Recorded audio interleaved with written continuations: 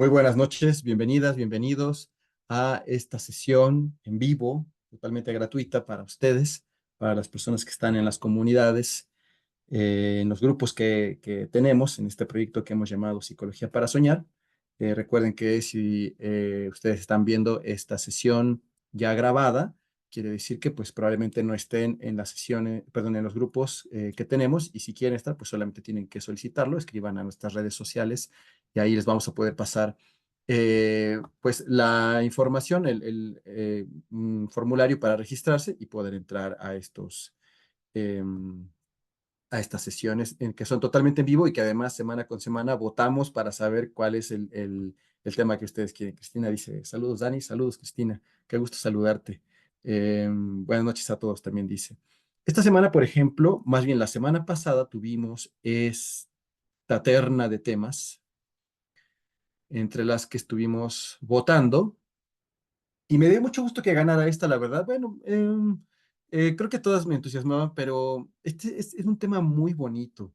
Teníamos tres temas: cómo funciona la mente desde el budismo Zen, que es el tema que ganó, con 19 votos; el concepto de madurez desde la psicoterapia gestal, que está interesante, pero fue el menos votado; y en segundo lugar estuvo votado hacer un taller de temática libre para atender consultas de tarot constelar, que ya lo hemos hecho antes y que, bueno, yo lo disfruto mucho, aprendo mucho, me gusta mucho trabajar con ustedes este tipo de temas. Pero bueno,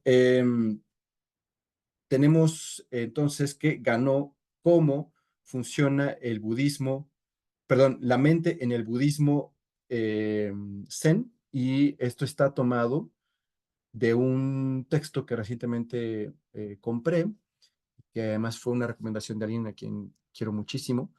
El libro se llama La mente y el cuerpo de Buda, de Thich Nhat Hanh, un budista zen, me parece que es vietnamita, no estoy seguro. Eh, y además, a raíz de él, a raíz de sus meditaciones, es que se crea esta vertiente de la meditación que se le conoce como mindfulness, ¿no? A partir de su trabajo. Creo que es un alumno de él quien lo desarrolla, que algunas personas dicen que pues es una meditación a la que se le quitó toda la parte espiritual, mística, y lo cual también lamentan, pero bueno, trae muchos beneficios.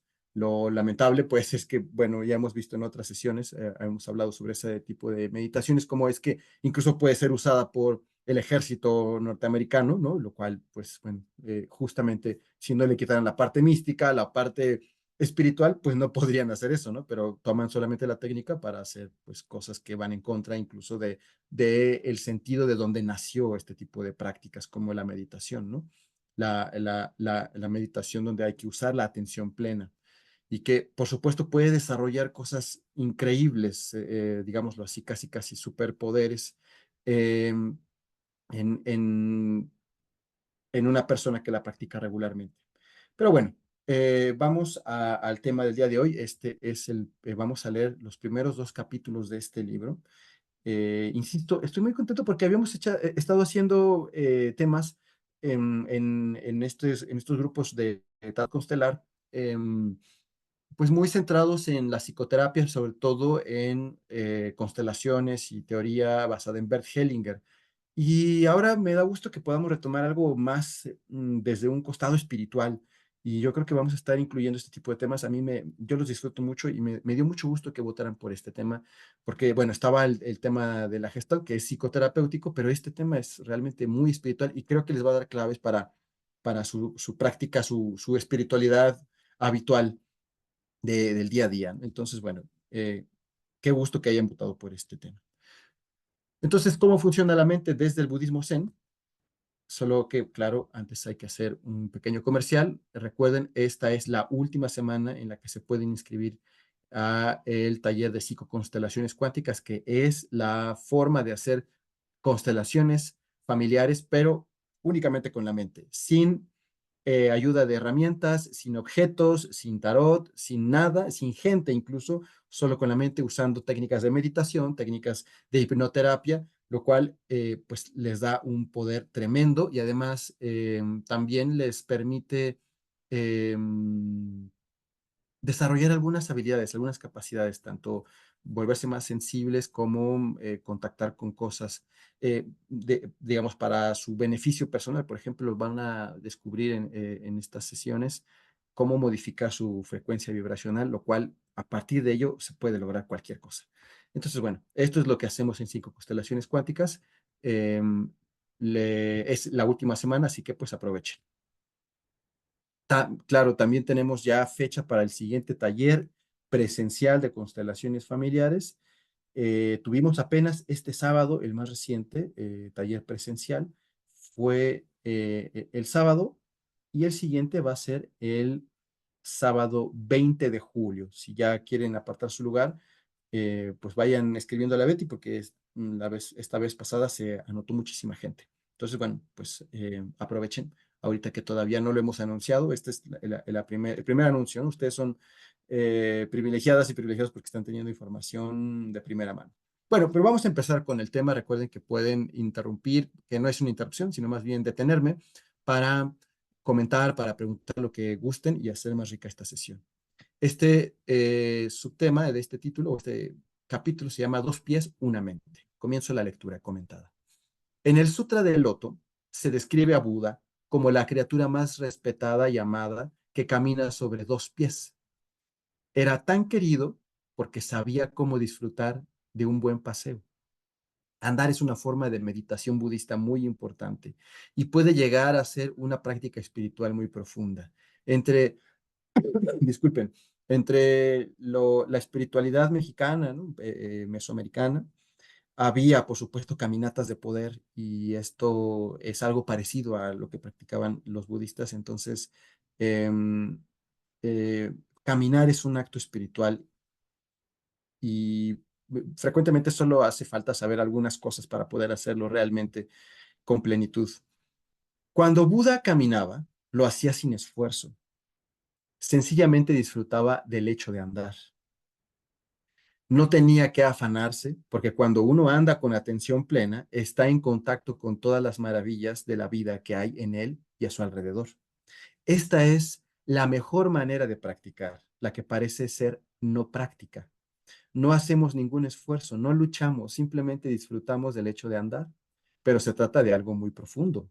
Mi práctica, dijo Buda, es la práctica de la no práctica, el logro del no logro. Aquí hay una nota al pie que dice, esta frase se encuentra en el Sutra de los 42 capítulos. El primer sutra que llegó a China y a Vietnam procede de la India. Esto es muy interesante, ¿no? Porque además nos recuerda a los no haceres que se practican en la recapitulación y en general en el nahualismo castanediano, ¿no? Don Juanesco, y otro tipo de corrientes cercanas, que no sabemos, ¿no? Si más bien Castaneda toma esto del budismo y lo incluye en esta mitología, ¿no? En esta forma de espiritualidad mexicana, o si más bien hay un paralelismo ahí entre estas dos prácticas. A muchos de nosotros, la idea de practicar sin esfuerzo, del placer relajado, de la atención plena, nos parece algo muy difícil. Esto se debe a que no caminamos con nuestros pies. Es obvio que físicamente los pies están andando, pero debido a que nuestra mente está en otro lugar, no lo hacemos con todo nuestro cuerpo y con toda nuestra conciencia. Vemos nuestra mente y nuestro cuerpo como dos cosas separadas. Mientras éste anda en una dirección, aquella tira de nosotros hacia otra. Para Buda, mente y cuerpo son dos aspectos de una misma cosa. Andar es algo tan sencillo como poner un pie delante del otro, pero con frecuencia esto nos resulta difícil o tedioso. Para ahorrar tiempo, nos desplazamos en coche para ahorrar tiempo, nos desplazamos en coche para ir 2 manzanas más allá en lugar de ir a pie. Cuando comprendemos la interconexión que hay entre nuestro cuerpo y nuestra mente, el simple hecho de caminar como Buda nos puede resultar extraordinariamente fácil y placentero. Caminar como un Buda. Este es un subtítulo. Podemos dar un paso y tocar la tierra de un modo que nos permita sentarnos en el momento presente. De esta manera, llegamos al aquí y a la hora. No es preciso hacer el más mínimo esfuerzo. Nuestro pie entra en contacto con la tierra con atención plena y nos enraizamos firmemente en el aquí y ahora. De repente somos libres, nos liberamos de todos nuestros proyectos, de todas nuestras preocupaciones, de todas nuestras expectativas. Estamos plenamente presentes, plenamente vivos, en contacto con la tierra. Cuando practique la meditación al andar lentamente, puede probar lo siguiente: inspire, dé un paso y al hacerlo, centre toda su atención en la palabra en la planta del pie. Si no ha llegado plenamente al 100%, al aquí y ahora, no dé el siguiente paso. Puede permitirse este lujo. A continuación, cuando esté seguro de que ha llegado al 100% al aquí y ahora, que ha entrado profundamente en contacto con la realidad, sonría y dé el siguiente paso. Cuando andamos de esta manera, imprimimos nuestra estabilidad, nuestra firmeza, nuestra libertad y nuestra alegría en el suelo. Nuestro pie es como un sello, el sello del emperador. Cuando lo estampamos sobre una hoja de papel, el sello deja una marca o una impresión, una huella. Si miramos nuestro paso, ¿qué es lo que vemos? Vemos la huella de la libertad, de la estabilidad, de la felicidad, la huella de la vida. No me cabe la menor duda de que usted puede dar un paso de este tipo porque es usted, porque en usted reside un Buda. Esto se llama la naturaleza búdica y no es sino la capacidad de ser consciente de lo que está ocurriendo, ¿no? Nos están enseñando a caminar, dense cuenta. Lo que sucede es esto: estoy vivo, estoy dando un paso. Una persona, un ser humano, un Homo sapiens, debería poder ser consciente de esto. En cada uno de nosotros hay un Buda. Deberíamos permitir que sea Buda quien camine. Incluso en la más difícil de las situaciones podemos andar como un Buda. El año pasado, en el mes de marzo, visitamos Corea. Durante este viaje hubo un momento en que estábamos rodeados por cientos de personas, todas ellas con una cámara en la mano. Nos rodearon por completo. No nos quedaba espacio para caminar y todo el mundo nos estaba apuntando con la cámara. Esa fue, sin duda, una situación muy difícil, hacer la práctica para hacer la práctica de meditar andando. Así que dije, querido Buda, yo desisto, anda tú por mí. Y al instante vino Buda y caminó con completa libertad. De inmediato, el gentío dejó espacio para que Buda pudiera caminar. No se realizó esfuerzo alguno. Si se encuentra en alguna dificultad, hágase a un lado y permita que Buda ocupe su lugar. Buda está en usted. Esto funciona en todas las situaciones, lo he comprobado. Es como cuando tenemos un problema con el ordenador. No sabemos cómo solucionarlo, pero de repente llega nuestro hermano mayor, que es muy hábil con los ordenadores, y dice, hazte a un lado, yo lo arreglo. Tan pronto como él se sienta ante la pantalla, todo está resuelto. Ya está. Cuando algo le resulte difícil, hágase a un lado y permita que sea Buda quien lo resuelva. Es muy fácil. A mí siempre me funciona. Debe tener fe en el Buda que hay en su interior. Debe permitir que su Buda interior ande y que las personas que ama anden. Noten esto, no está diciendo que creamos en un ser, que invoquemos espíritus, está diciendo que nuestra naturaleza búdica, lo que ya somos en realidad, seres iluminados, se manifiesta. ¿Se dan cuenta? Cuando anda, ¿para quién lo hace? Puede caminar para llegar a algún lugar, pero también para hacer una especie de ofrenda meditativa. Es muy bonito andar para nuestros padres o para nuestros abuelos que tal vez no han conocido la práctica de andar con atención plena. Sus antepasados tal vez vivieron toda su vida sin tener la oportunidad de dar pasos llenos de paz y felicidad y de enraizarse plenamente en el momento presente. Esto es una verdadera lástima, pero nosotros no tenemos que repetir esa situación. Podemos caminar con los pies de nuestra madre. Pobre madre, no tuvo demasiadas oportunidades de andar de esta manera. Podemos decir, mamá, ¿te gustaría andar conmigo? Andar entonces con ella y nuestro corazón se llenará de amor. Nos liberaremos a nosotros mismos y al mismo tiempo la liberaremos a ella. Porque lo cierto es que nuestra madre está realmente con nosotros en cada célula de nuestro cuerpo. Nuestro Padre también está totalmente presente en cada célula de nuestro cuerpo. Podemos decir, papá, ¿te gustaría caminar conmigo? Entonces, de repente, andaremos con los pies de nuestro Padre. Esto es una gran alegría, muy gratificante, y le garantizo que no es difícil. Para hacerlo no tiene que luchar ni esforzarse. Basta con tomar conciencia y todo irá bien. Noten las claves espirituales que nos está pasando. Thich Nhat Hanh. Esto es tremendo si lo pueden realmente comprender, y más que comprender, sentir, si pueden sentir esto y además practicarlo. Cuando haya podido caminar para las personas que quiere, puede andar para las personas que le han amargado la vida. Podemos andar por aquellos que nos han atacado o que han destruido nuestra casa, nuestro país y a nuestra gente. Estas personas no eran felices, de más. Han arruinado nuestra vida y también la de nuestra familia y la de nuestro pueblo.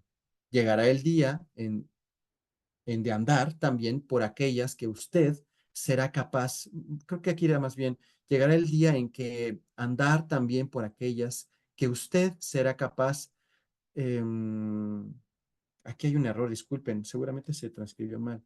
Voy a tratar de arreglarlo. Llegará el día en que podremos andar también por las personas que le han amargado la vida.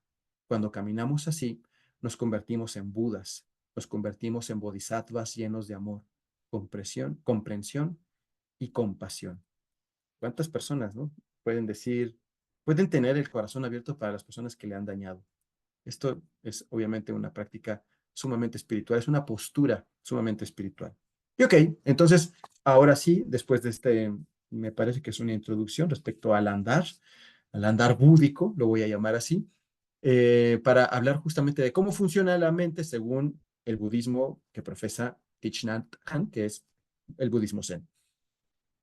Antes de poder andar para nuestros antepasados y para aquellos que nos han hecho daño, debemos aprender a andar para nosotros mismos. Para hacerlo necesitamos comprender cómo funciona nuestra mente, la conexión que existe entre nuestros pies y nuestra cabeza.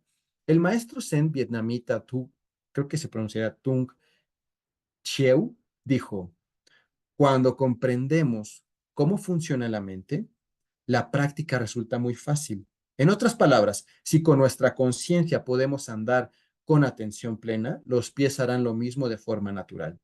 Buda enseñó que la conciencia es siempre continua, como un río. Hay 4 tipos de conciencia: la mental, la sensorial, la conciencia almacén y manas. A veces, estos 4 tipos de conciencia se consideran 8, pues la conciencia sensorial se divide en 5: visual, auditiva, gustativa, olfativa y táctil. Cuando andamos con atención plena, las 4 capas de la conciencia están activas. La conciencia mental es el primer tipo de conciencia.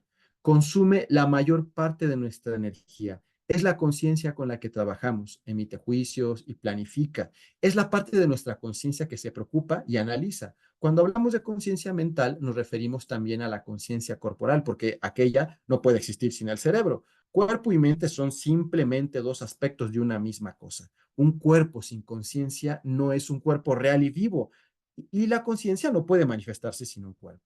Esto es, por supuesto, un debate contra Occidente, en donde hacen esta separación frecuentemente entre mente y cuerpo, ¿no? Podemos enterarnos, podemos entrenarnos para eliminar la falsa distinción entre cerebro y conciencia.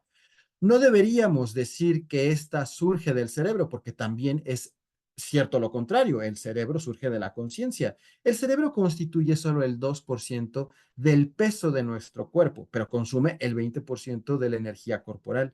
Así, utilizar la conciencia mental sale muy caro. Pensar, pues, preocuparnos y planificar consume mucha energía.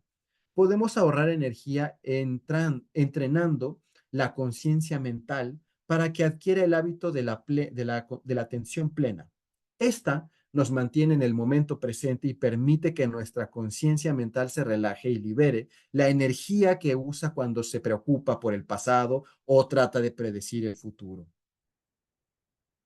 El segundo nivel de la conciencia es la conciencia sensorial, la que procede de los 5 sentidos: la vista, el oído, el gusto, el tacto y el olfato. Cuando andamos, también utilizamos este tipo de conciencia. Vemos lo que hay delante de nosotros, saboreamos y olemos el aire, oímos los sonidos del entorno y nuestros pies tocan el suelo.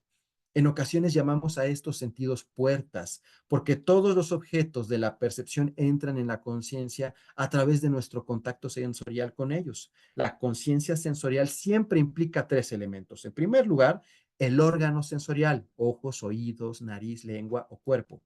En segundo lugar, el objeto sensorial en sí, el objeto que olemos o el sonido que oímos. Y finalmente, nuestra experiencia de lo que vemos, oímos, olemos, saboreamos o tocamos. La tercera capa de la conciencia almacén, es la más profunda. A este tipo de conciencia se le designa con muchos nombres. En la tradición mahayana se le denomina conciencia almacén o alaya, que es la palabra sánscrita. En la tradición Theravada se utiliza la palabra Pali Vavanga. No sé si lo estoy pronunciando bien, ustedes disculpen. Que significa que fluye constantemente, como un río. En ocasiones, la conciencia almacén también recibe el nombre de conciencia raíz, Mulavijnana en sánscrito, o Sarva Vijaka, que significa la totalidad de las semillas. En vietnamita llamamos a la conciencia almacén Tang, palabra que significa conservar y preservar, que dicen que es como un río. Estas distintas denominaciones apuntan a tres aspectos de la conciencia almacén. El primer significado hace referencia a un lugar, a un almacén en el que se conservan todo tipo de semillas y de información. Una semilla de mostaza es muy pequeña, pero si ésta tiene la oportunidad de germinar, la cáscara externa que la recubre se romperá y lo que ahí dentro es muy pequeño se convertirá en algo muy grande, en una planta gigante de mostaza. En los evangelios se utiliza la imagen de una semilla de mostaza que tiene el potencial de convertirse en un árbol gigante en el que muchos pájaros pueden posarse y refugiarse. La semilla de mostaza constituye un símbolo de los contenidos de la conciencia almacén. Todo cuanto vemos o tocamos tiene una semilla en las profundidades de la conciencia almacén. El segundo significado sugiere el segundo significado lo sugiere el nombre vietnamita Tang, porque la conciencia almacén no solo asimila toda la información, sino que la contiene y la conserva. El tercer significado viene dado por el término Vavanga, que hace referencia a procesar y transformar. La conciencia almacén es similar a un museo, que solo puede llamarse así cuando hay cosas en él. Cuando en él no hay nada, lo podemos llamar edificio, pero no museo. El conservador es la persona responsable del museo, cuya función consiste en mantener los distintos objetos en buen estado e impedir que los roben. Pero debe haber cosas que almacenar, cosas que conservar. El término conciencia almacén se refiere al almacenamiento y también a aquello que se almacena, es decir, a toda la información del pasado que hemos heredado de nuestros antepasados y a toda la que hemos recibido de las otras conciencias. Según la tradición budista, dicha información se almacena en formas de bija, semillas. Supongamos que hoy escuchamos una recitación por primera vez. Nuestro oído y la música se encuentran y provocan que se manifieste la formación mental llamada contacto, que hace que la conciencia almacén vibre. Esa información, una nueva semilla, perdón, sí, esa información, una nueva semilla, cae en el continuo de la conciencia almacén. Esta tiene la capacidad de recibir la semilla y de almacenarla. Conserva toda la información que recibe, pero su función no se limita a recibir y almacenar estas semillas. Su trabajo consiste también en procesar esta información.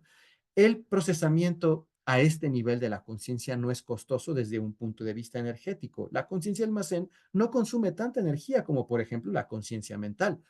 Puede procesar esta información sin demasiado trabajo por nuestra parte. Así pues, si quiere ahorrar energía, no piense demasiado, no planifique en exceso y no se preocupe mucho.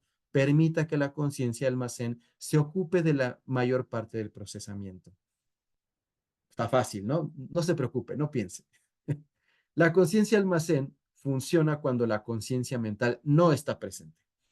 Es capaz de hacernos muchas cosas, puede planificar y tomar muchas decisiones sin que lo sepamos. Cuando vamos a unos grandes almacenes y buscamos un sombrero o una camisa, tenemos la impresión, mientras miramos los artículos que hay expuestos, que ejercemos el libre albedrío y que, si la economía lo permite, gozamos de libertad para elegir lo que queramos. Si un dependiente nos pregunta qué nos gusta, podemos señalar o nombrar el objeto de nuestro deseo. Posiblemente tenemos la impresión de que en ese momento somos personas libres que utilizamos nuestra conciencia mental para elegir aquello que nos gusta. Sin embargo, eso es una ilusión. Todo se ha decidido de antemano en la conciencia almacén. En ese momento estamos atrapados, no somos personas libres. Nuestro sentido de la belleza, nuestro sentido de lo que nos gusta o nos disgusta, ha sido decidido con toda seguridad y con suma discreción en el nivel de la conciencia almacén. Que aquí podemos notar, si se dan cuenta, que esta noción de conciencia almacén puede estar cercana a el concepto psicoanalítico de inconsciente, que este inconsciente que nos hace actuar y nos hace eh, tener posturas, ideas, opiniones previas, de antemano, prejuicios basados en estereotipos o en memorias tanto personales como incluso de especie, de clan, ¿no? De familia. Una disculpa. Eh, y por otro lado, también se parece a estas nociones en donde que apuntan a actuar de forma que uno fluya. Se dice en algunas prácticas espirituales que cuando uno fluye, quita el pensamiento y simplemente fluye, las cosas pasan, ocurren de manera mucho más sencilla y se llega a mejores resultados incluso que si los hubiésemos planeado meticulosamente. Estas nociones apuntan, por supuesto, a una especie de inteligencia inconsciente a la que podemos contactar cuando relajamos la conciencia mental, para decirlo en los términos de Thich Nhat Hanh. Continúo.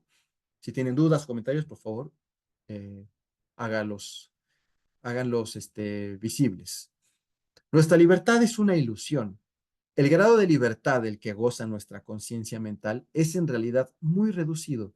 La conciencia almacén determina muchas de las cosas que hacemos porque está continuamente recibiendo, adoptando, manteniendo, procesando y tomando un gran número de decisiones sin la participación de la conciencia mental. Pero si sabemos cómo practicar, podemos influir en nuestra conciencia almacén. Podemos influir en cierta medida en la manera en que ésta almacena y procesa la información con el fin de tomar mejores decisiones. Podemos influir en ella. De ahí también, por ejemplo, algunos procesos que han llamado, por ejemplo, la deconstrucción, ¿no? De construir nuestros gustos patriarcales, raciales, ¿no? Heteronormados, este tipo de cosas tiene que ver con influir, ¿no? Incidir en cosas preestablecidas inconscientemente. Y que, bueno, acá sería más bien dirigido a la conciencia almacén. Al igual que la conciencia mental y la conciencia sensorial, la conciencia almacén consume. Cuando estamos con un grupo de gente, aunque queremos ser nosotros mismos, consumimos su manera de hacer y consumimos su conciencia almacén. Esto está poniéndose interesante. Nuestra conciencia se alimenta de otras conciencias. Nuestra forma de tomar decisiones y nuestras preferencias dependen de la manera colectiva de ver las cosas. Tal vez algo no nos parezca hermoso, pero si muchas personas piensan que lo es posible que poco a poco lleguemos a aceptar que es bello, porque la conciencia individual está formada por conciencia colectiva. ¿No? Esto puede ser, por ejemplo, ¿no? Lo que pasó con el reggaetón, que al inicio era una cosa muy marginal para ciertos sectores, marginal en el sentido de que sectores reducidos o marginados por la opinión, eh, digamos, más de consenso, ahí radicaba, ¿no? Digamos, ese gusto y poco a poco se fue abriendo hasta que, bueno, actualmente me parece que ya solamente gente muy aferrada, de plano no le entró, ¿no? El valor del dólar está formado por el pensamiento colectivo de la gente, no solo de elementos económicos objetivos. Los temores, los deseos y las expectativas de la gente hacen que el dólar suba o baje. estamos influidos en aquí como que falta algo, ¿no? Estamos influidos por la manera colectiva de ver y de pensar.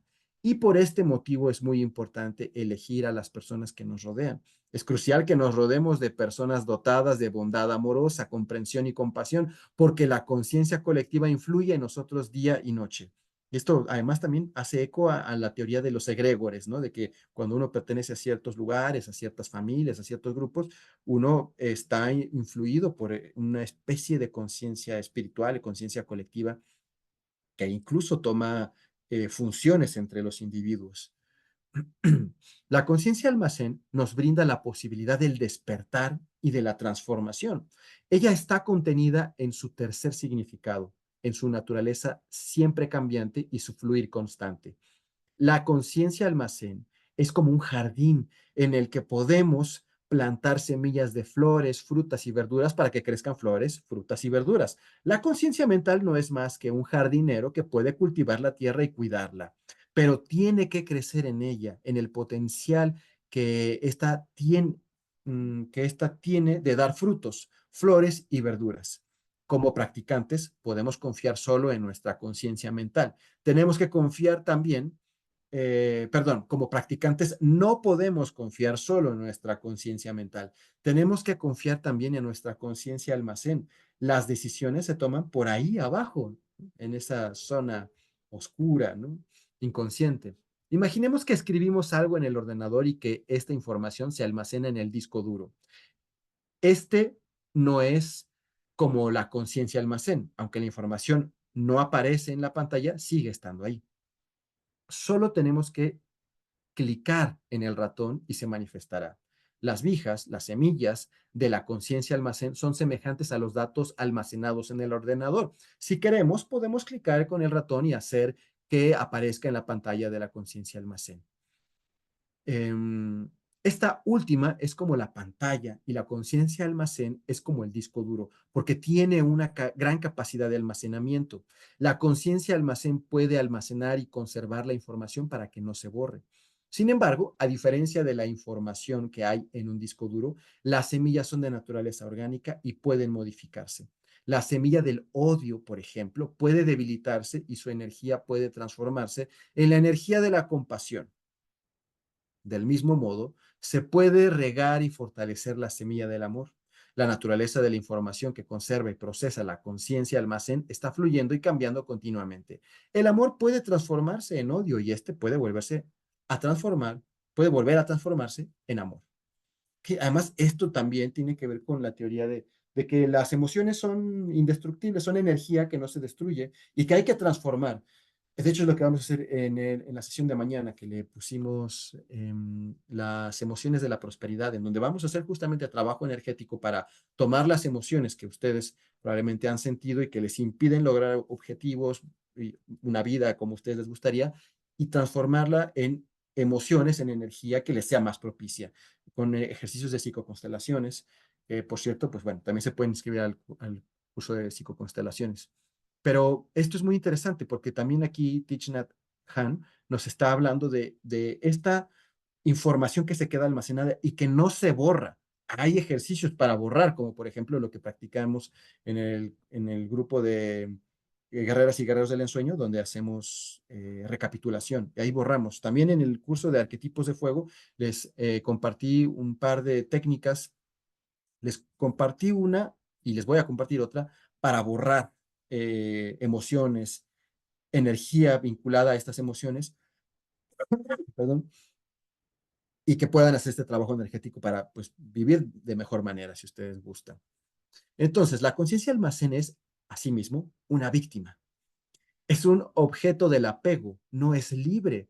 En la conciencia almacén hay elementos de ignorancia, engaño, enfado, miedo, que forman una fuerza, una energía que se aferra, que desea poseer.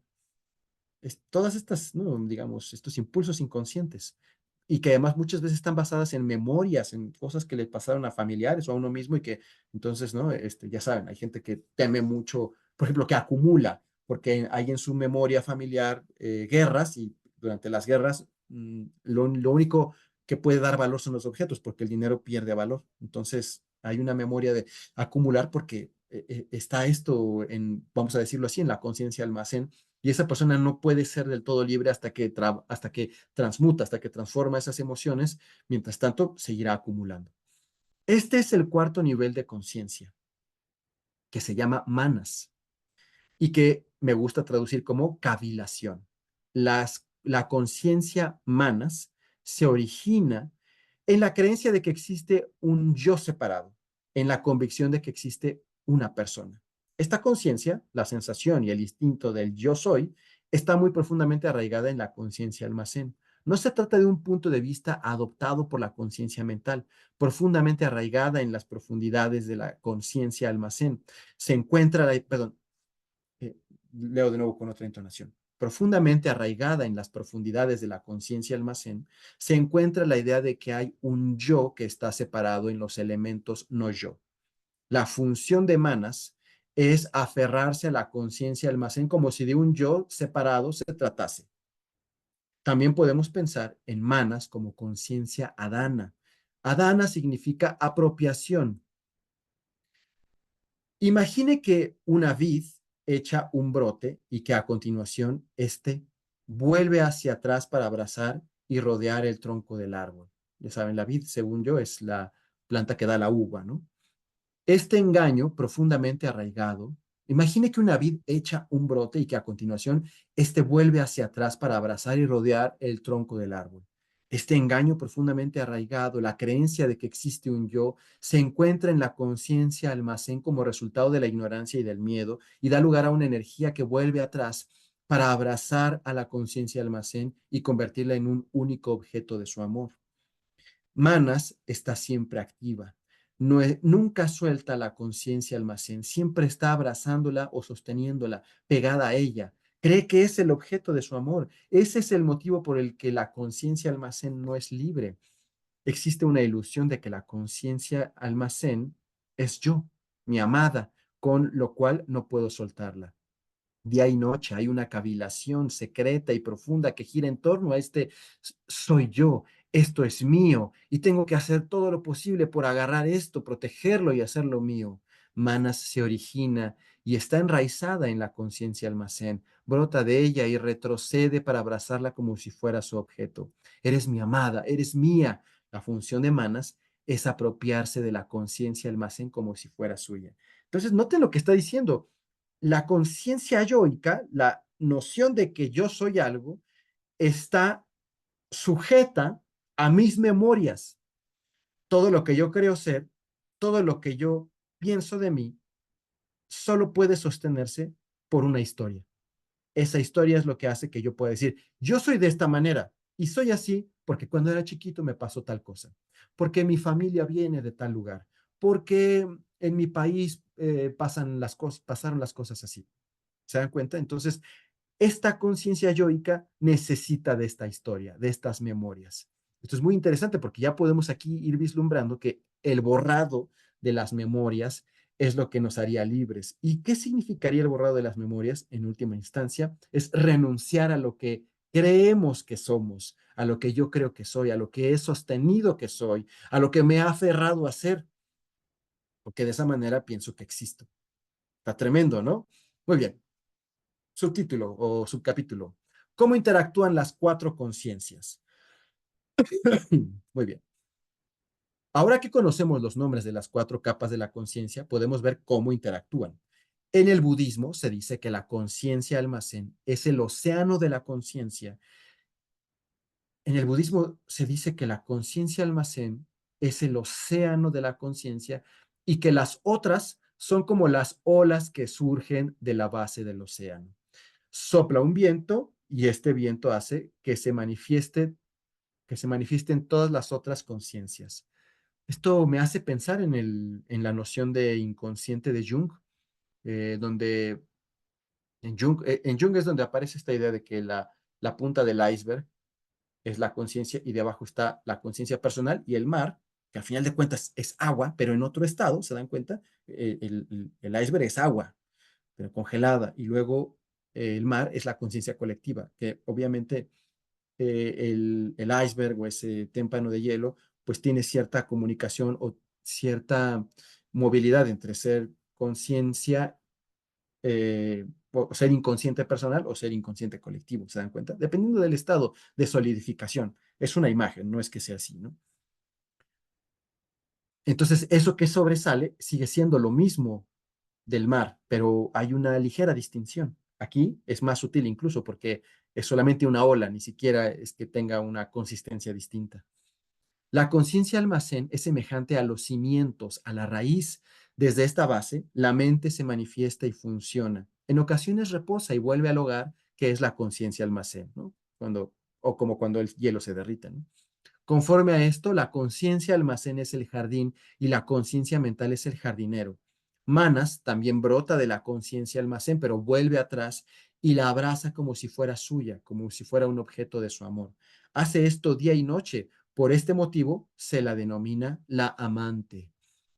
Cuando nos enamoramos de alguien, en realidad no nos enamoramos de esa persona. Creamos una imagen que es muy distinta de la realidad. Después de haber vivido con esa persona 1 o 2 años, descubrimos que la imagen que teníamos de ella estaba muy alejada de la realidad. Aunque Manas nace de la conciencia almacén, su manera de mirarla está repleta de ilusiones y de percepciones erróneas. Crea una imagen de la conciencia almacén como objeto de su amor, y este objeto no es exactamente la realidad. Cuando utilizamos una cámara para hacer una foto a alguien, la foto es solo una imagen, no es esa persona. La amante cree que ama a la conciencia almacén, pero en realidad solo ama la imagen que ella misma ha creado. Un objeto de la conciencia puede ser la cosa en sí o puede ser una representación fabricada por nosotros mismos de manera subjetiva. Entonces, notemos esto. Ya hemos dicho, bueno, esto es de dominio popular, ¿no? Además, que miren esta imagen que creó Betty, qué grande, porque claro, está dibujando, ¿no? A su amada, está rellenando todos esos espacios, por supuesto, que remiten a lo que no conoce de sus propias proyecciones, pero además tiene atrás una especie de luna, lo cual me parece una gran imagen porque remite, por supuesto, a una luz inconsciente, ¿no? Es decir, ella es su luna en tanto que es su reflejo, o que es la receptora de su propia luz. Perdón. Es decir, solo nos podemos enamorar de quien no conocemos. Cuando conocemos a alguien, podemos amar a esa persona, pero ya no podemos estar enamorados. Ya no podemos sentir esto de, sí, es lo mejor del mundo, ¿no? Podemos decir, bueno, sí, tiene cosas lindas, pero también tiene sus detalles, ¿no? Y ahí podemos decidir, ahí somos un poco más libres. En el enamoramiento no hay del todo libertad porque estamos embelesados por un fantasma, ¿no? Por una fantasmagoría que estamos proyectando. Pero en el fondo, eso es todo lo que tenemos frente. Todo lo que vemos, lo que tenemos enfrente, lo que podemos percibir, es una fantasmagoría de la conciencia. Esto, digamos, es una nota al pie de página mía, pero creo que es también para donde va el texto. Si se dan cuenta, todo lo que ustedes creen de las otras personas, en el fondo son proyecciones de ustedes.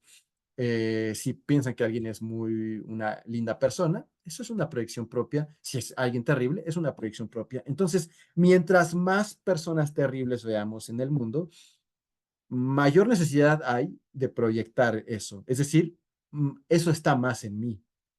Y mientras más personas lindas veo en el mundo, quiere decir que tengo más para proyectar eso. ¿Se dan cuenta? Así pues, tenemos al jardinero, la conciencia mental, y tenemos a la amante manas. Pero la conciencia mental puede interrumpirse. Por ejemplo, cuando dormimos sin soñar, la conciencia mental no está activa, ¿no? En ciertas fases eso puede pasar. En un estado de coma, la conciencia mental deja de funcionar por completo y hay concentraciones profundas en las que la conciencia mental se detiene totalmente. No hay pensamientos ni planificación, nada. Sin embargo, la conciencia almacén sigue funcionando. La práctica profunda de la meditación eh, dando puede ser así. Creo que aquí debería ser la práctica profunda de la meditación andando, puede ser así, ¿no? El cuerpo se mueve y la conciencia almacén sigue activa, pero no somos conscientes de ello. Además, la conciencia mental puede funcionar independientemente de las conciencias sensoriales o puede funcionar en colaboración con ellas. Supongamos que nos invitan a una exposición de arte.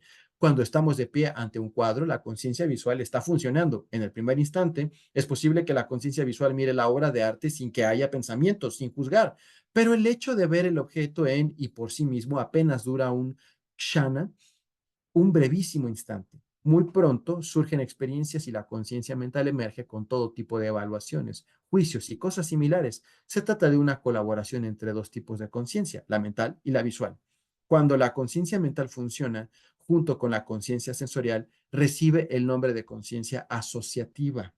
Por otro lado, noten, cuando la conciencia mental funciona junto con la conciencia sensorial, recibe el nombre de conciencia asociativa, es decir, que es el vínculo entre lo que vemos y lo que pensamos, ¿no? Ahí está una asociación. ¿Dónde me quedé? Por otro lado, cuando estamos absortos en una reflexión profunda, dejamos de ver, de oír y de percibir el tacto. En ese lugar profundo de reflexión, la conciencia mental funciona sola. Cuando meditamos, solemos utilizar la conciencia mental de forma independiente. Cerramos los ojos, cerramos los oídos, no queremos que lo que vemos u oímos nos perturbe. La concentración la lleva a cabo la conciencia mental en solitario. Hay también ocasiones en las que la conciencia sensorial funciona en la colaboración con la conciencia almacén sin pasar por la conciencia mental. Es curioso, es algo curioso, porque, pero ocurre con muchísima frecuencia. Cuando conducimos el coche, somos capaces de evitar muchos accidentes, aunque nuestra conciencia mental esté pensando en otras cosas y no estemos pensando en lo más mínimo en conducir. Sin embargo, la mayor parte del tiempo, por lo menos, no tenemos accidentes. Cuando andamos, raras veces nos tropezamos, o solo de vez en cuando. Esto se debe a que las impresiones e imágenes procedentes de la conciencia visual las recibe la conciencia almacén, que toma decisiones sin pasar por la conciencia mental. Esto también les pasa a los músicos. Si ustedes saben tocar algún instrumento, saben que llega un momento en donde como que las manos trabajan solas. Se independizan y se puede trabajar mejor. Si uno pensara en mover cada dedo para tocar la guitarra o el piano, no tendría probablemente la capacidad de ejecutar una obra, ¿no? Porque pues sería un proceso mucho más lento. ¿Qué es lo que pasa cuando alguien apenas está aprendiendo precisamente, ¿no? Esto se debe a que las impresiones e imágenes procedentes de la conciencia visual las recibe la conciencia almacén que toma decisiones sin pasar por la conciencia mental. Cuando de repente algo se aproxima a nuestros ojos, por ejemplo, cuando alguien se dispone a golpearnos o cuando algo está a punto de caernos encima, reaccionamos con rapidez. Esa reacción rápida, esa decisión no la toma la conciencia mental. Si es preciso hacer una maniobra rápida, no es la conciencia mental la que la hace. No pensamos, vaya, hay una roca, por lo tanto tengo que saltar por encima de ella. Simplemente lo hacemos. Esta autodefensa instintiva proviene de la conciencia almacén. Una vez tuve un sueño que ilustra esto. Un sueño. Antaño, en Asia, teníamos que preparar el arroz procedente del arrozal antes de poder cocinarlo y comerlo. Teníamos que quitar la cáscara del grano de arroz y en el tiempo teníamos un instrumento para hacer esto. Perdón, y en el templo teníamos eh, un instrumento para hacer esto. La acción de descascarillar el arroz producía una especie de sonido rítmico muy particular. Un día, yo estaba durmiendo una siesta alrededor de la 1:30 de la tarde. En Asia hace mucho calor a esa hora del día y solemos dormir una siesta de unos 30 minutos antes de retomar las actividades. Así pues, en torno a esa hora yo estaba descansando y oí el sonido de descascarillar el arroz.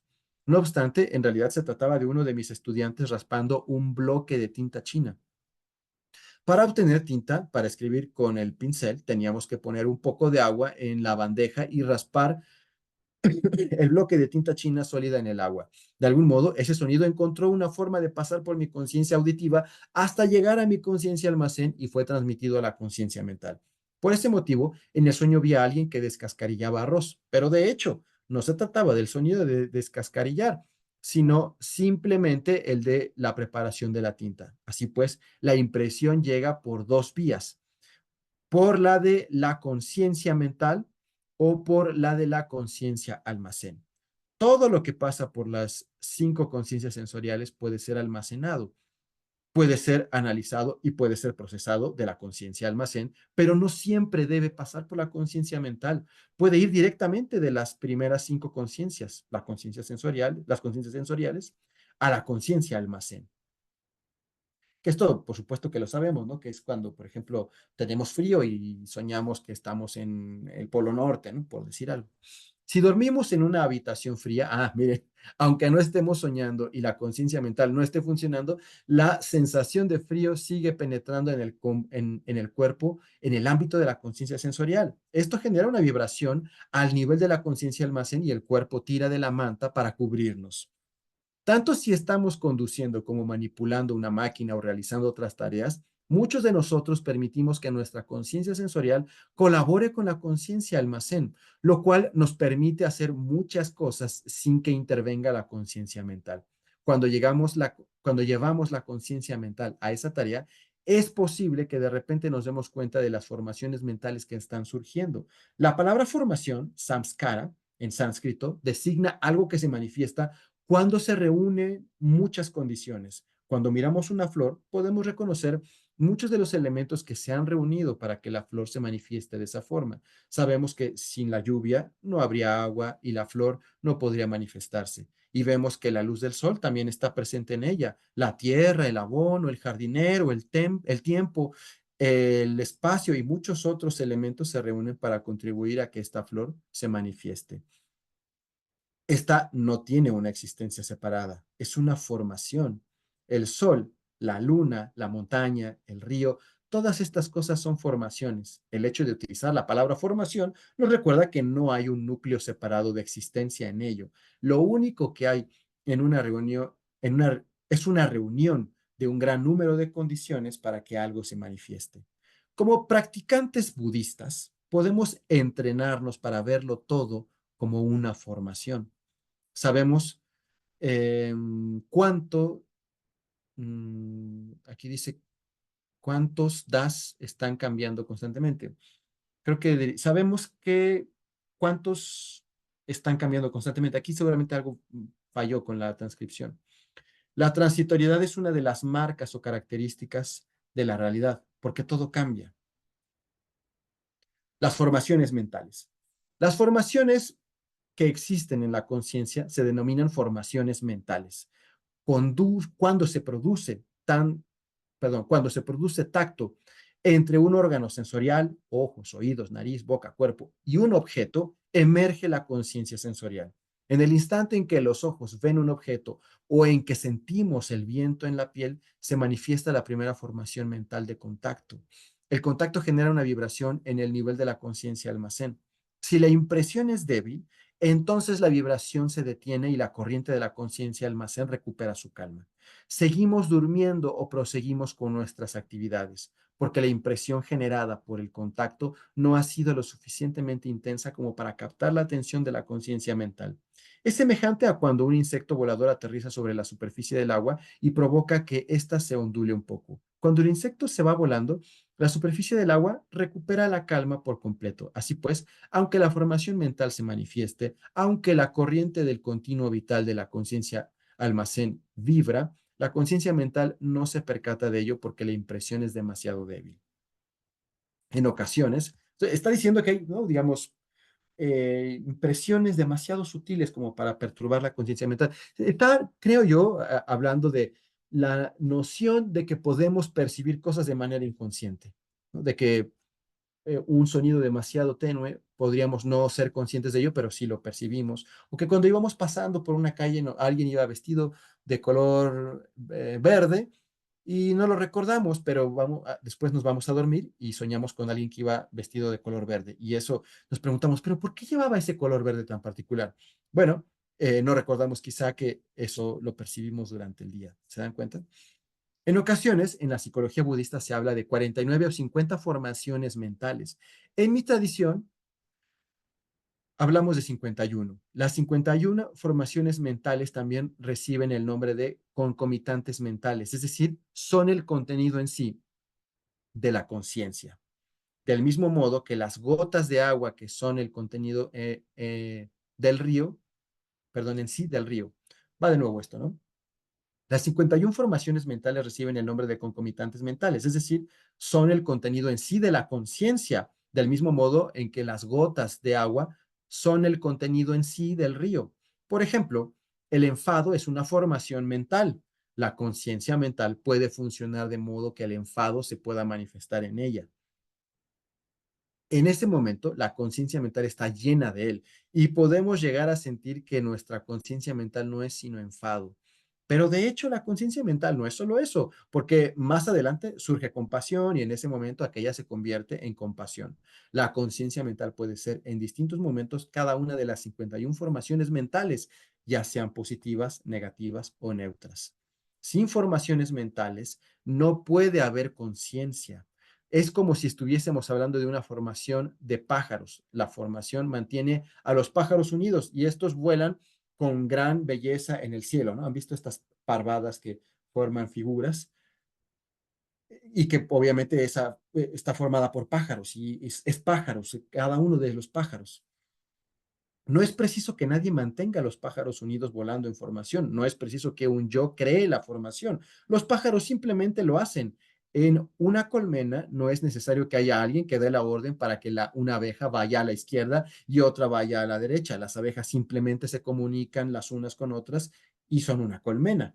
Entre todas las abejas es posible que cada una de ellas tenga una responsabilidad distinta, pero ninguna dice ser la jefa de todas las abejas, ni siquiera la abeja reina. Por ejemplo, esto pasa en las parvadas, que se mueven de una manera en donde nadie está dirigiendo, pero y al mismo tiempo todas las aves se están siguiendo. Es una cosa muy extraña, ¿no? Em, La reina, aquí, entre todas, ninguna dice ser la jefa de todas las abejas, ni siquiera la reina. La reina no es la jefa, su función consiste simplemente en poner los huevos. Una buena comunidad, una buena sanga, es como una colmena en la que todas las partes constituyen todo, sin que haya un líder ni un jefe. Noten que la idea de que haya una reina abeja o una reina hormiga es una noción humana, pero además particularmente de una región, es una noción eurocéntrica, occidental, en donde se cree que todo tiene que ser jerárquico y jerárquico en un punto en donde esa jerarquía solamente hay una sola persona, un manda más o una manda más. Entonces, esto vemos que en la naturaleza puede no ser tan cierto, incluso en la misma humanidad ha habido momentos en donde hay formaciones sociales y políticas, perdón, en donde no es una persona la que dirige, no es más que los demás, ni, ¿cómo decirlo? O como dirían los zapatistas, ¿no? Los y las zapatistas, mandar obedeciendo, ¿no? Eh, Nadie dirige y sin embargo todos se siguen. Hay muchos esfuerzos para teorizar este tipo de formaciones. Cuando decimos que llueve, lo que queremos decir es que la lluvia está teniendo lugar. No es preciso que nadie desde arriba haga caer la lluvia. No está la lluvia por un lado y alguien que hace caer la lluvia por el otro. De hecho, cuando decimos que cae un chaparrón, es muy gracioso porque si no estuviera cayendo, no sería un chaparrón. En nuestras maneras, en nuestra manera de hablar, estamos acostumbrados a tener un sujeto y un verbo. Aunque la frase llueve es impersonal, es decir, carece de sujeto, ¿no? Es decir, ¿quién llueve? Pues no, nadie, ¿no? Es la lluvia misma. Eh, Carece de sujeto, utilizamos la tercera persona del singular como haciendo referencia a un ente ignoto que está más allá del alcance de nuestros sentidos, pues nos cuesta concebir que una acción pueda carecer de sujeto.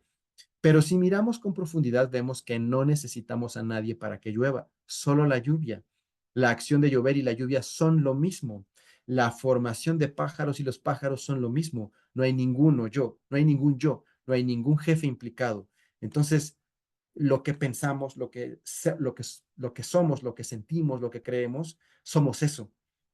Y el resultado es la conciencia yoica, pero la conciencia yoica no dirige, es un resultado más. ¿Se dan cuenta? Es interesante, hasta se me iba a poner la imagen morada. No sé si están pudiendo conectar con lo profundo de lo que estamos estudiando el día de hoy. Existe una formación mental llamada vitarca, pensamiento inicial. Cuando utilizamos el verbo pensar, necesitamos el sujeto del verbo. aunque esté implícito, yo pienso, tú piensas, él piensa, pero en realidad no es preciso ningún sujeto para que se produzca un pensamiento. Pensar sin que haya un pensador es algo perfectamente posible. Pensar es pensar en algo. Percibir es percibir algo. El perceptor y el objeto percibido son una sola cosa. Es decir, lo que está haciendo Thich Nhat Hanh está debatiendo, está contraargumentando a Occidente. En Occidente no se puede eh, sostener, no se puede argumentar fuera de la lógica, primero de la lógica alma, cuerpo, y luego de la lógica sujeto-objeto. No se puede en Occidente.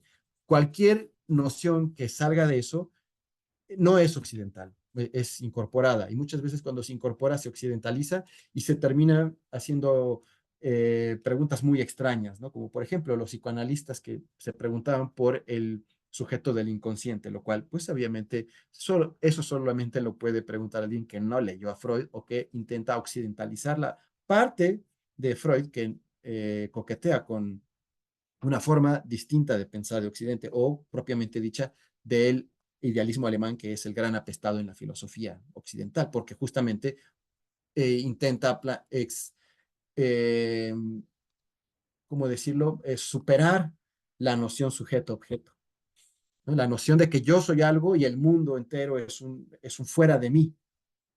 Esto en el budismo no es así, no se necesita esa distinción. Y es también la diferencia, por ejemplo, en los sueños entre Occidente y las comunidades no occidentales, por ejemplo, las comunidades prehispánicas. En Occidente se intenta descifrar un sueño, se intenta esclarecer qué significa. Es decir, el sueño no tiene necesariamente que ver conmigo. Si acaso me dice algo, pero pues es algo que está, digámoslo así, fuera de mí, tanto que me puede hablar, tanto que incluso puede ser un mensaje de un ángel o de una persona que murió. Eh, pero en estricto sentido, en Occidente, el sueño no soy yo. Me puede hablar de mí, pero no soy yo. En cambio, en Mesoamérica, entre los pueblos prehispánicos, el chiste no había que interpretar nada, no era que esto significaba otra cosa porque remitía, eso no tenía sentido. Lo que tenía sentido era inmiscuirse, involucrarse en el sueño. Así todo el conocimiento, o bueno, no todo, pero uno de los conocimientos más importantes, más trascendentes, como la tlamatilía, era percibir el mundo, conocer el mundo a través de fusionarse con él. El mundo nos habla constantemente, pero no es un mundo separado de mí. Soy yo en el mundo, soy yo la planta que me pide agua, pero no es que me pida agua porque está separada de mí, sino porque estoy en medio del mundo y soy parte del mundo y entonces puedo interactuar. Esto está tremendo lo que estábamos estudiando. Cuando Descartes dijo pienso, luego existo, su argumentación fue que si pienso, debe haber un yo para que el pensamiento sea posible. Al afirmar pienso, creía que podía demostrar la existencia del yo. Tenemos el arraigadísimo hábito de creer en un yo, pero si observamos a un nivel muy profundo, podemos ver que un pensamiento no necesita un pensador para ser posible. No hay ningún pensador detrás del pensar, solo pensamientos. Con eso basta. Un filósofo chileno, al que admiro mucho, decía que justamente ese era el mal de la burguesía, ¿no? La burguesía siempre argumentaba en términos de yo.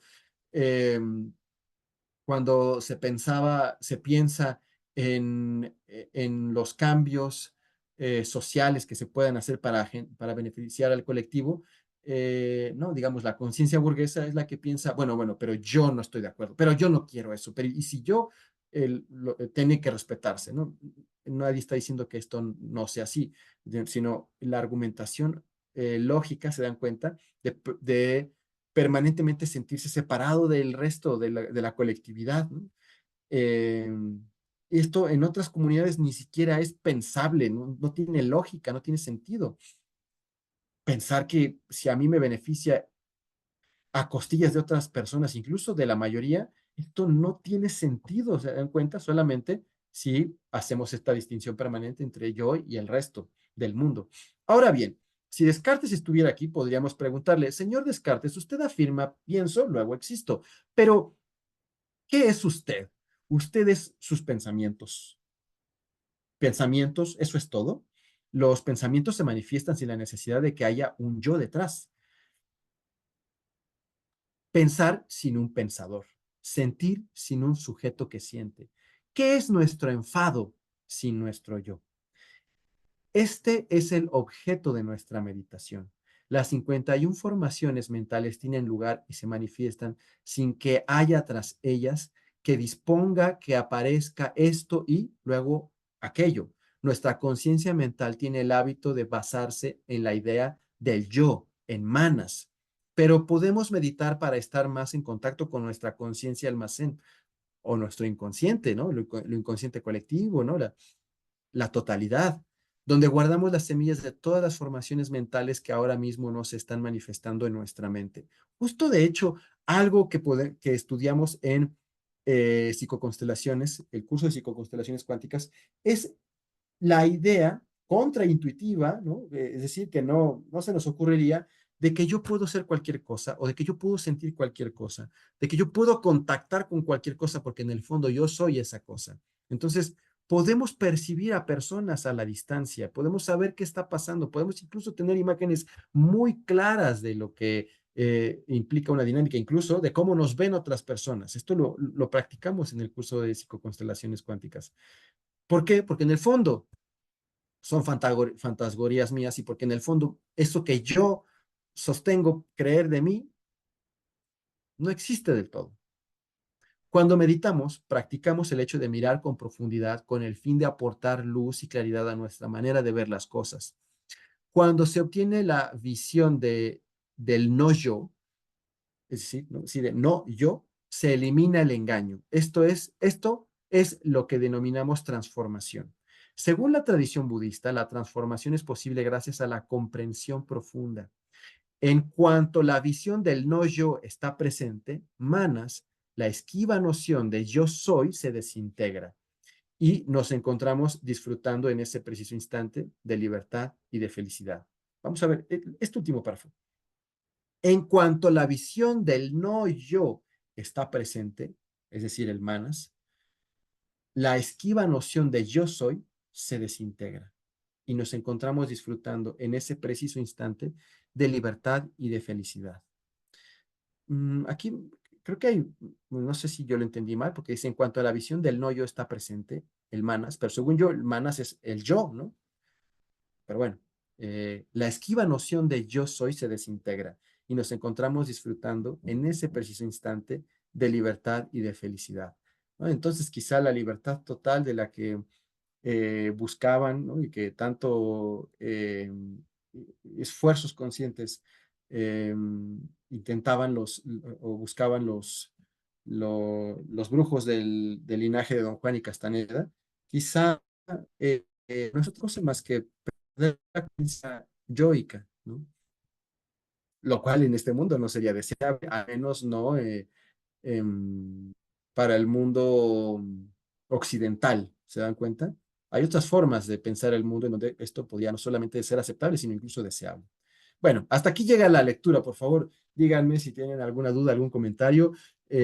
Ustedes pudieron percibir lo trascendente de lo que estamos hablando y de incluso de algunas prácticas que podríamos lograr a partir de esto que acabamos de leer, que acabamos de comentar. De entrada tenemos un ejercicio de hacer caminatas búdicas que se pueden parecer a las caminatas de poder y que tienen resultados increíbles. Ya les estoy pasando aquí de nuevo, ¿no? Claves muy profundas, muy poderosas, que si ustedes pueden recogerlas, van a tener aproximaciones a prácticas tremendas. Por un lado, y por otro, también les recuerdo que pues esto también ya lo hacemos más desarrolladamente en psicoconstelaciones cuánticas. No saben lo cercano que están las prácticas que revisamos en este curso a lo que acabamos de leer y que los resultados son de verdad sorprendentes, increíbles. Bueno, dudas, comentarios, algo que compartir. Me creyeron todo, le creyeron todo a Thich Nhat Hanh. o tienen quejas contra él. Oiga, señor Teach, yo no estoy de acuerdo con lo que acaba de decir. ¿Quieren defender a Descartes? ¿Cómo están? Bueno, si no hay dudas o comentarios, podemos dejar aquí la sesión. Eh, Sí, Blanca, yo, perdón, sí, nada más era, ¿cómo se escribe el nombre de este monje? a ver, no sé si se vea, si pongo el libro. Sí. Ah, espera, un momentito, ¿eh? Un Sí, momentito. Teach Nhat Hanh. ¿Sí se lee derecho o está? Han. Pues yo lo leo derecho, pero Ah, yo muy bien. últimamente dudo de mí. Ah, sí, la muerte y el cuerpo de Buda. Como todos los disléxicos, yo a veces digo, ah, cabrón, estoy leyendo y ay, de repente digo, no, pero sí estaba bien. Sí, el cuerpo de Buda. ¿Listo? Listo. Como ven, Buenísimo, la cosa de la caminata, ¿eh? ¿verdad que sí? Sí, no manches. Practíquenlo, a ver cómo les va, ¿no? Sí, Eh, ahora sí que una práctica muy baratita, ¿verdad? sí, sí, no Muy a necesita la nada mano. No. más que salir a caminar. No, no, está bien bonita. Digo, ya muchas veces pues como que todos intuitivamente o por las tendencias filosóficas, espirituales del momento, pues ya medio pero como que lo dice de forma muy bella, ¿no? Creo que para mí lo más lindo es cuando sientas como que te estás perdiendo, no, dejas de estar realmente en el aquí y el ahora, entonces no des el paso, párate, ¿no? Entonces es como una forma de conectar el cuerpo y los pies, híjole, completamente. Sí, sí, Ajá, sí, no. muchas gracias por tu comentario, Blanca, porque sí, estoy de acuerdo. Yo cuando leí esto dije, ah, qué bonito. Y obviamente no había leído todo, solo leí esta parte. Dije, yo esto lo quiero compartir con el grupo. Y dije, a ver si queda, ¿no? Y a mí me parece que está muy bonito y después se pone muy filosófico, ¿no? Pero está apuntando a esto muy bonito del inicio.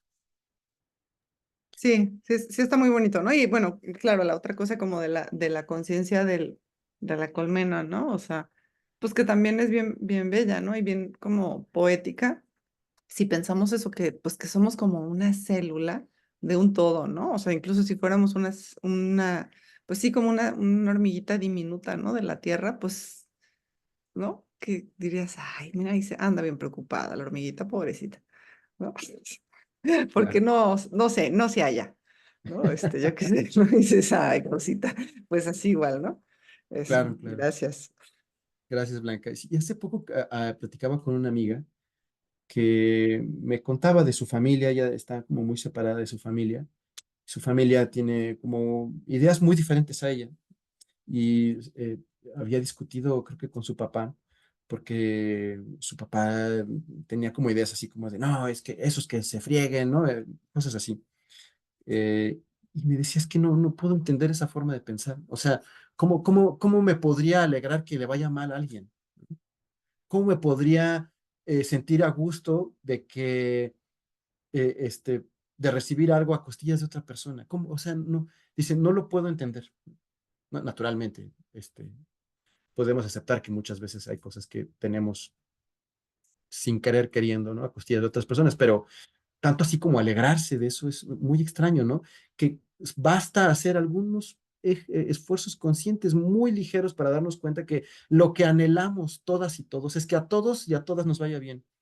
Nadie quiere que a otra persona le vaya mal, ¿no? No, al menos no es algo lógico, ¿no? Podemos entender el enojo, podemos entender los temas pendientes sin resolución, pero tanto así como desearle el mal a otra persona, o alegrarnos de que a alguien le vaya mal, o pensar que solamente unas personas tengan por encima de otras, eso no es aceptable para la mente real y profunda que acabamos justamente de leer con Thich Nhat Hanh. No sé si están de acuerdo. Pero bueno, una nueva humanidad está surgiendo. ¿Algo más? ¿Alguien más que quiera compartir?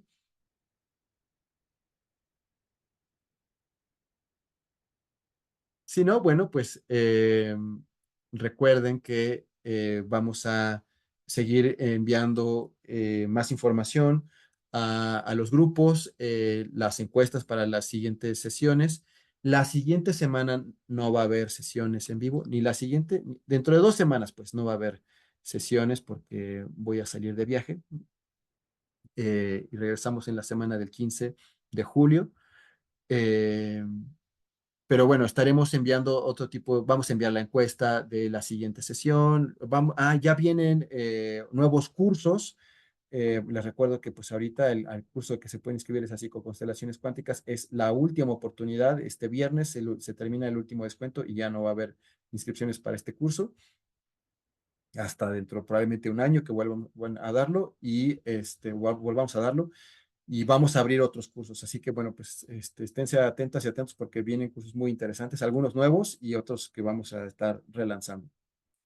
Así que bueno, si no están, si ven esta sesión grabada, pues pidan entrar de nuevo, pidan entrar más bien, por primera vez a los grupos. Si ya están, pues quédense atentos a toda esta información. Que tengan linda noche, les envío un fuerte abrazo y que tengan una noche muy sabia y sueños poderosos. Nos vemos. Gracias, Dani.